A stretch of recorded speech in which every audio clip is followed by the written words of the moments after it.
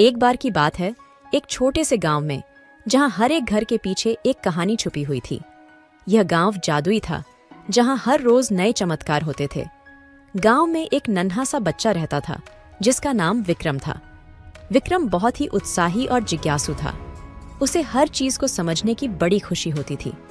एक दिन विक्रम गांव के पुराने पेड़ के पास चला गया। वहां उसने एक छोटी सी झरना देखी। झरना में एक चमत्कारी पत्थर था। पत्थर बोलता था, मुझे हल्का करो और तुम्हें जादुई शक्तियों का अनुभव होगा। विक्रम ने पत्थर को हल्का किया और चमत्कार देखा। अब विक्रम के पास एक शक्ति थी जिसकी कोई सीमा नहीं थी। वह गांव में हर तरह के जादुई हालात सुलझाने लगा। लोग उसे जादुई विक्रम कहने लगे। लेकिन जब विक्रम को यह पता चला कि उसकी शक्ति के कारण उसकी मित्रता पर असर हो रहा है, तो उसने अपनी शक्ति का इस्तेमाल छोड़ दिया।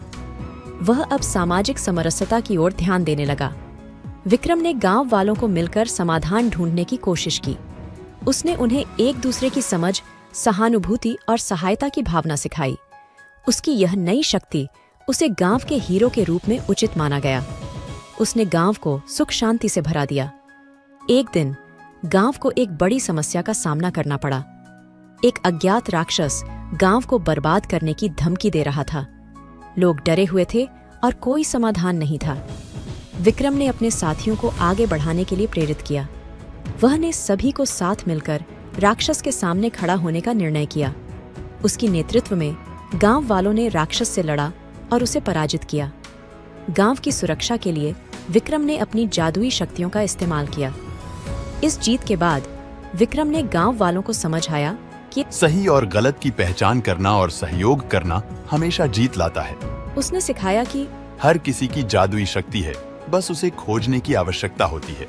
और उसकी कहानी सुनते हुए हम सबको यह याद दिलाती है कि असली शक्ति उसमें नहीं होती जो हमारे पास है, बल्कि वह हमारी नीयत में होती है। और यही शक्ति हमें असली जीत दिलाती है। यह कहानी हमें यह सिखाती है कि हमें हमेशा अपनी शक्तियों का सही इस्तेमाल करना चाहिए और दूसरों की मदद करने में आनंद लेना चाहिए।